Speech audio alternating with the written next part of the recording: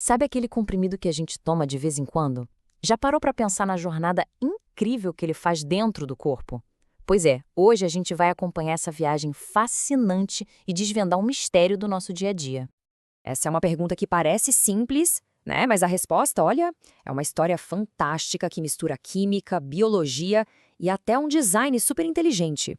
Vamos seguir o passo a passo de um medicamento, desde o momento em que ele é ingerido até a hora em que ele realmente começa a fazer efeito. Essa é a regra de ouro, a não ser que o remédio seja injetado direto na veia, claro. Ele precisa primeiro atravessar umas barreiras para poder entrar na nossa circulação. Esse primeiro passo se chama absorção. É aqui que a nossa jornada começa para valer. E o primeiro grande desafio para qualquer medicamento é passar pela fronteira mais básica do nosso corpo, a membrana de cada célula. Dá para imaginar essa membrana como se fosse um segurança de boate, sabe? Bem seletivo. A chave aqui está nessa expressão à base de lipídios, ou seja, ela é gordurosa. E isso muda tudo. Significa que, para um remédio conseguir passar por essa barreira, ele precisa, de alguma forma, gostar de gordura. E é justamente isso que torna a absorção um processo tão complexo e interessante. Bom, ele não tem só um jeito, mas sim 4 estratégias principais para conseguir fazer isso. São tipo 4 passagens secretas para cruzar essa fronteira celular. Vamos conhecer cada um desses caminhos. Eles vão desde o mais simples, que é a difusão passiva, até uns métodos mais elaborados que precisam de uma ajudinha, como a difusão facilitada e o transporte ativo. E tem até um em que a célula praticamente engole o remédio, a tal da pinocitose. Essas são as regras do jogo para o medicamento entrar em ação. O jeito mais comum de todos é a difusão passiva. É o caminho mais simples. Pensa assim, se tem muito remédio de um lado da membrana e pouco do outro, ele simplesmente atravessa para equilibrar as coisas. É como rolar ladeira abaixo. Esse é o método preferido de remédios pequenos e que se dão bem com gordura. Simples, eficiente e sem gastar nenhuma energia. Tá, mas e se o remédio não for tão solúvel em gordura? Aí ele pode pegar uma carona. Na difusão facilitada, uma proteína que já está ali na membrana se liga no medicamento e o leva para o outro lado.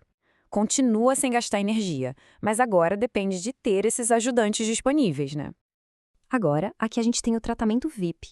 O transporte ativo usa energia para literalmente bombear o medicamento para dentro da célula, mesmo que lá dentro já tenha bastante.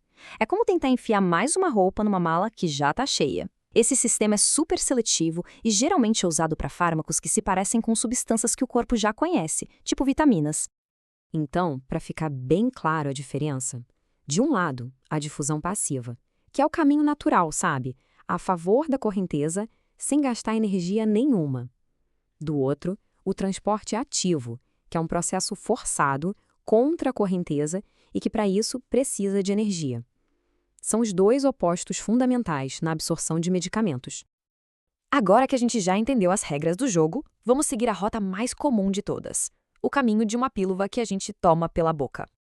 A jornada começa na boca, passa por aquele ambiente superácido do estômago e finalmente chega ao seu destino principal, o verdadeiro protagonista da história, o intestino delgado. E essa é uma informação que muita gente não sabe. A gente tende a pensar que tudo é absorvido no estômago, mas na verdade ele é mais uma estação de passagem. O grande evento acontece logo em seguida. E por que o intestino delgado é o palco principal? Basicamente por 3 motivos. Primeiro, a área de superfície dele é imensa, cheia de dobrinhas para maximizar o contato. Segundo, as membranas ali são mais abertas, mais permeáveis. E, talvez o mais importante, tem muito sangue circulando ali, que funciona como uma esteira, levando o remédio embora assim que ele é absorvido. Isso mantém o caminho livre para mais remédio entrar. É aqui que a química do processo fica fascinante. Para um remédio conseguir passar por aquela membrana gordurosa, ele precisa estar na sua forma não ionizada, que se dá bem com gordura. A forma ionizada, por outro lado, gosta de água e por isso não consegue passar. E o que decide se o remédio fica de um jeito ou de outro é o ambiente em que ele está. E olha que incrível como isso funciona na prática. Vamos pegar um ácido fraco, tipo a aspirina.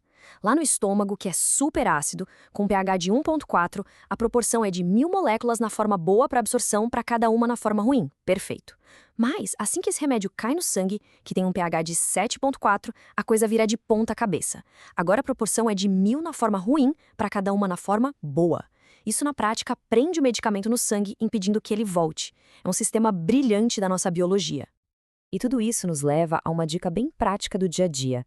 A comida pode mudar o pH do estômago e, principalmente, a velocidade com que ele se esvazia. É por isso que a bula de um remédio é tão específica. Ela foi pensada para colocar o medicamento no lugar certo, na hora certa e na forma química certa para ele ser absorvido da melhor maneira. Mas e quando a gente precisa de uma ação mais rápida, mais direta? Bom, aí existem rotas que pulam toda essa jornada digestiva e vão direto ao ponto. A via intravenosa é a mais direta que existe. O remédio vai direto para o sangue.